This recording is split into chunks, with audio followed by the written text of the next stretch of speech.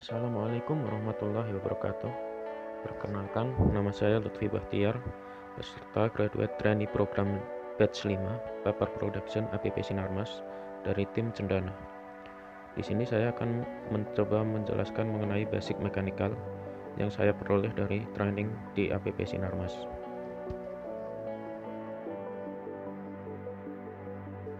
Sebelumnya, penggunaan mesin telah kita jumpai di berbagai kehidupan kita, baik di rumah maupun di perusahaan, yang mayoritas menggunakan mesin dalam membantu proses produksinya.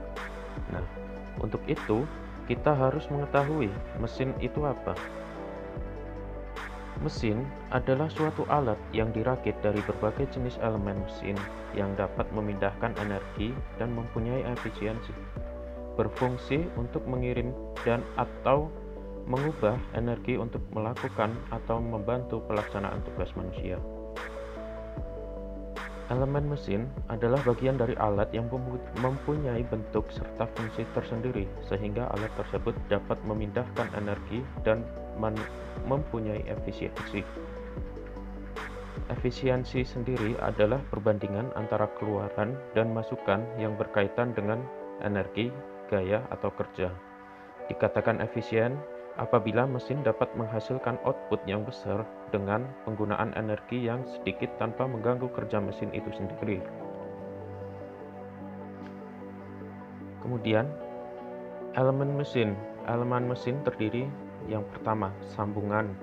Sambungan adalah suatu elemen mesin yang digunakan untuk menyatukan bagian-bagian menjadi satu kesatuan yang utuh. Nah, di sini macam-macam sambungan terbagi menjadi tiga, yaitu sambungan ulir yang biasa menggunakan skrup, yang kedua sambungan keling, yang ketiga sambungan las.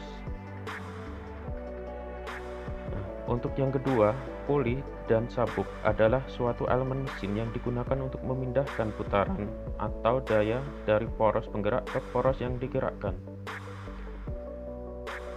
Nah, untuk puli sendiri terdapat berbagai macamnya, seperti puli permukaan rata, puli permukaan cembung, puli alur tunggal, dan puli-puli yang ada pada gambar di bawah tersebut.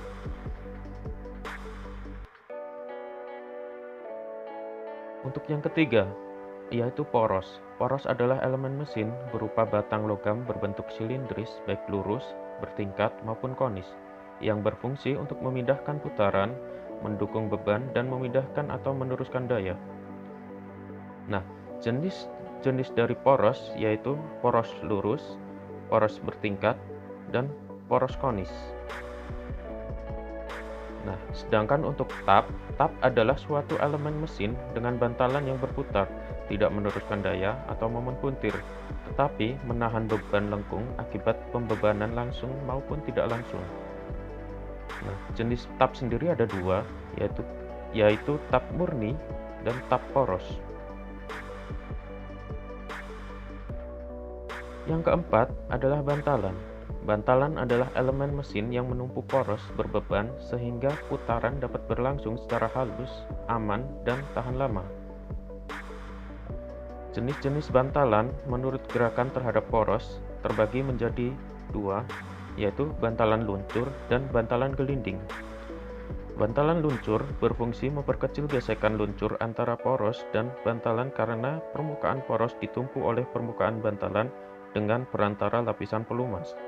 Sedangkan bantalan gelinding berfungsi memperkecil gesekan putaran antara bagian yang berputar dengan yang diam melalui elemen putar seperti bola atau peluru dan rol bulat. Untuk elemen mesin yang kelima yaitu kopling. Kopling adalah elemen mesin yang berfungsi untuk menyambung atau meneruskan dan memutuskan putaran dari poros penggerak ke poros yang digerakkan. Menurut fungsinya, kopling dibagi menjadi dua, yaitu kopling tetap dan kopling tidak tetap. Kopling tetap seperti kopling kaku, kopling karet, kopling flanks, kopling gigi, dan kopling rantai. Sedangkan contoh kopling dari tidak tetap yaitu kopling flat dan kopling kerucut. Elemen mesin yang keenam yaitu roda gigi adalah suatu elemen mesin yang digunakan untuk memindahkan daya atau putaran dari poros penggerak ke poros yang digerakkan dengan perantara gigi-gigi yang menekan pada roda gigi lain secara berurutan. Untuk jenis-jenis roda gigi seperti roda gigi silindris, roda gigi kerucut, roda gigi cacing, roda gigi dalam dan batang bergerigi seperti pada gambar di samping.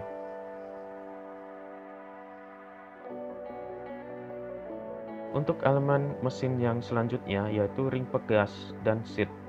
Ring pegas adalah suatu elemen mesin yang digunakan untuk menjamin alat-alat transmisi terhadap poros. Nah, di sini terdapat dua ring pegas yaitu ring pegas luar dan ring pegas dalam. Sedangkan untuk seal adalah suatu elemen mesin yang berfungsi untuk mencegah kebocoran fluida, contoh oli, grease, angin, dan air. Jenis seal menurut bentuknya dibagi menjadi tiga, yaitu flat ring seal, V-ring seal, dan O-ring seal yang berbentuk bulat. Untuk elemen mesin yang selanjutnya yaitu pegas. Pegas adalah suatu elemen mesin yang berfungsi untuk memberikan gaya, melunakkan tumbukan, menyerap atau menyimpan energi, mengurangi atau menambah getaran. Jenis-jenis pegas menurut pembebanannya dibagi menjadi tiga, yaitu pegas tarik dengan pembebanan secara tarikan. Yang kedua, pegas tekan, biasanya digunakan untuk melunakkan tumbukan. Yang ketiga adalah pegas puntir yang menawarkan ketahanan terhadap pembebanan yang diterapkan secara eksternal. Kita akan mencoba melihat komponen yang berada pada pompa sentrifugal. Nah, di sini pompa sentrifugal adalah salah satu jenis pompa pemindah non-positif. Prinsip kerja mengubah energi kinetis atau kecepatan cairan menjadi energi potensial atau dinamis melalui suatu impeller yang berputar dalam casing. Nah, di sini ada beberapa komponen pada pompa. Yang pertama adalah casing. Casing sebagai rumah dari elemen pada pompa. Yang kedua, terdapat bearing yang terdapat dua bearing sebagai penumpu pada shaft yang berputar. Selain itu, ada juga shaft yang meneruskan putaran dari motor listrik ke impeller. Nah, kemudian ada discharge nozzle atau saluran keluar dan suction atau saluran masuk pompa dari fluida yang digerakkan. Kemudian ada impeller. Impeller ini berputar dan menciptakan tekanan sehingga fluida keluar melalui discharge. Kemudian ada seal untuk menjaga agar pompa tidak bocor. Pada proses kontrol, kita akan mencoba mengetahui hubungan dari elemen mesin atau mesin terhadap sistem. Nah, di sini saya mengambil contoh pada hydraulic system. Hydraulic system adalah suatu perangkat mekanis atau elektromekanis yang berfungsi sebagai pengubah tenaga fluida menjadi tenaga mekanis, seperti tekan, tarik, putar, atau puntir. Nah, sistem hidrolik sendiri dibagi menjadi tiga unit besar. Yang pertama, power unit atau unit pembagi tekanan. Yang kedua, control unit atau unit pengontrol. Yang ketiga, aktuator unit atau unit aktuator. Nah, pada power unit ini, power unit yang digunakan adalah pompa hidrolik yang berfungsi sebagai tenaga yang memulai mekanisme hidrolik pada sistem hidrolik. Pompa ini akan mengubah gerakan mekanik menjadi energi hidrolik. Cara kerjanya, pompa akan bergerak untuk memicu pergerakan fluida hidrolik. Pergerakan fluida inilah yang menaikkan tekanan hidrolik sehingga aktuator dapat bergerak sesuai tekanan pada fluida. Nah, pada unit ini juga terdapat filter. Filter di sini berfungsi sebagai filtering pada oli sehingga kotoran tidak masuk pada sistem hidrolik. Yang kedua, terdapat juga pressure control valve. Yang pressure control valve di sini memastikan bahwa pressurnya terjaga sehingga aktuator tidak mengalami pressure drop. Yang ketiga, terdapat cooler. Cooler di sini untuk memastikan oli terjaga temperaturnya. Ya, kemudian ada tangki hidrolik dan minyak hidrolik atau oli hidroliknya sendiri sebagai mekanisme pada sistem hidrolik. Yang kedua adalah control unit. Nah, control unit di sini adalah directional control valve. Directional control valve berfungsi layaknya sebagai pintu yang akan menutup dan membuka saluran untuk mengarahkan aliran fluida ke output tertentu, sehingga bisa dikatakan control valve berfungsi sebagai pengatur arah tekanan fluida. Nah, untuk yang ketiga adalah unit aktuatornya. Unit aktuator berfungsi mengubah energi yang terkandung dalam aliran fluida menjadi gerakan mekanis. Dari komponen inilah perangkat hidrolik dapat bergerak atau dapat menggerakkan benda.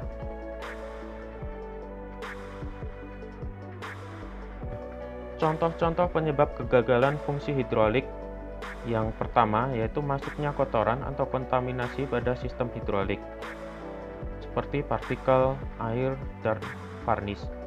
Yang kedua yaitu kebocoran pada sistem hidrolik, seperti pada sambungan, aktuator, katup, dan pompa, sehingga pressure tidak tercapai. Yang ketiga, aus pada elemen mesin, seperti pada elemen mesin pompa, katup, dan silinder. Yang keempat adalah panas yang dihasilkan pada pompa yang dapat menimbulkan trip pada mesin. Kotoran adalah penyebab kerusakan dari hidrolik sistem yang paling besar, yaitu 70-80%, dan sampai dengan 45% penyebab kerusakan dari bearing yang diakibatkan oleh solid dan kotoran dalam oli. Nah, di sini kotoran merupakan penyumbang kerusakan terbanyak pada sistem hidrolik, sehingga perlu pembersihan berkala dan pelumasan pada mesin agar kebersihan mesin terjaga dan dapat bertahan lama. Item-item atau komponen yang dicek ketika melakukan inspeksi rutin. Di sini yaitu yang pertama adalah pada pompa hidroliknya, bekerja secara baik atau tidak. Yang kedua pada kopling. Yang ketiga pada motor listrik, bekerja sesuai atau tidak. Yang keempat level oli berkurang atau tidak. Yang kelima filter oli sudah kotor atau belum. Yang keenam sistem pendingin bekerja secara baik atau tidak. Yang ketujuh control valve. Yang ke-8 temperatur dari olinya tersebut. Yang ke-9 adanya kebocoran atau tidak pada sistem hidrolik. Yang ke-10 adalah kebersihan dari sistem hidrolik tersebut. Nah, pada pengecekan ini digunakan alat bantu seperti yang pertama pressure gauge untuk mengukur pressure hidrolik yang dihasilkan.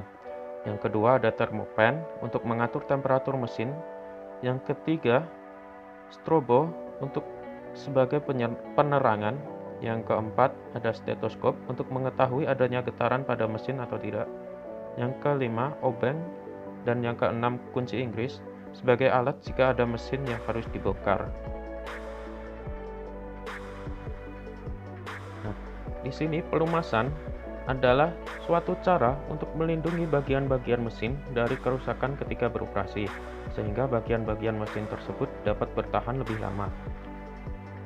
Sedangkan pelumas sendiri adalah bahan atau material yang dipakai untuk melumasi bagian-bagian mesin.